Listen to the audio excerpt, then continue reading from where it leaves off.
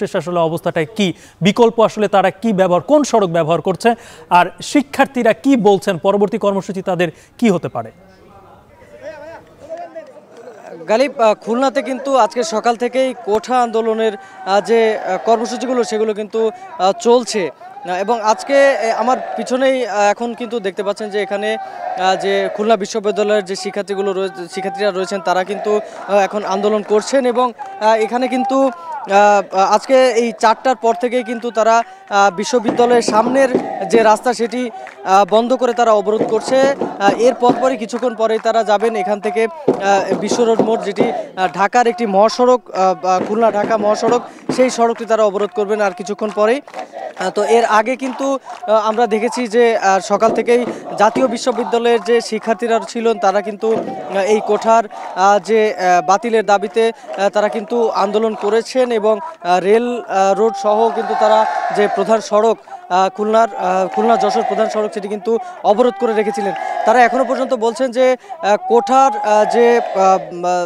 অযৌক্তিক যে কোঠাগুলো রয়েছে সেগুলো কিন্তু বাতিল করতে হবে এবং তার পাশাপাশি এই যে কোটা পদ্ধতি সেটি কিন্তু সম্পূর্ণভাবে কিন্তু সংস্কার করতে হবে এবং সর্বোচ্চ 5% যে কোঠা সেটি থাকতে পারে, যদি সেটি না থাকে তাহলে কিন্তু তারা কিন্তু কোনো কিছুই মানবে না এবং হাইকোর্ট থেকে যে আপিল বিভাগ যে আদেশটি দেওয়া হয়েছে আজকে, যে 1 মাসের জন্য যে রায় স্থগিত রাখা হয়েছে, সেই বিষয়টা কিন্তু তারা মানছেন না এবং তারা যেটি বলছেন যে সুনির্দিষ্টভাবে বিধিমালার মাধ্যমে কিন্তু তাদেরকে লিখিতভাবে একটি সমাধান দিতে হবে এবং সেই সমাধান দেওয়ার পরেই কিন্তু তারা এই রাজপথ ছাড়বেন এবং রাজপথ ছেড়ে তারা যে শিক্ষা প্রতিষ্ঠানগুলোতে আবারও ফিরে যাবেন। এই যে খুলনা বিশ্ববিদ্যালয়ের এই শিক্ষার্থীদের এই আন্দোলন কিন্তু এটি চলছে কিন্তু গত প্রায় 1 সপ্তাহ যাবতই কিন্তু তারা করছেন। আজকে সপ্তম দিনের যে আন্দোলন সেটি কিন্তু তারা এখন করছেন এবং তারা এই মুহূর্তে কিন্তু রওনা দিয়েছে ঢাকা খুলনা মহাসড়ক যেটি রয়েছে বিশ্ব রোড মোড়, সেই মোড়ে যাবেন এবং মূল যে মহাসড়কটি সেটি কিন্তু তারা এখন অবরোধ করবেন এবং সেখানেই তারা রাস্তায় বসবেন।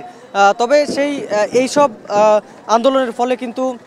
স্থানীয় সাধারণ যে মানুষ রয়েছেন তারা কিন্তু বেশ ভোগান্তির মুখে পড়ছেন এবং এর ফলে কিন্তু বিভিন্ন জায়গায় সড়কে ভোগান্তির সৃষ্টি হচ্ছে। তো এই ছিল আমার কাছে খুলনা থেকে সবশেষ খবর আন্দোলনের। কোটা বিরোধী শিক্ষার্থীদের যে বাংলা ব্লকেডে চলছে তার রাজধানীর বাইরের তথ্য আমরা জানছিলাম, কিন্তু এই যে বাংলা ব্লকেড চলছে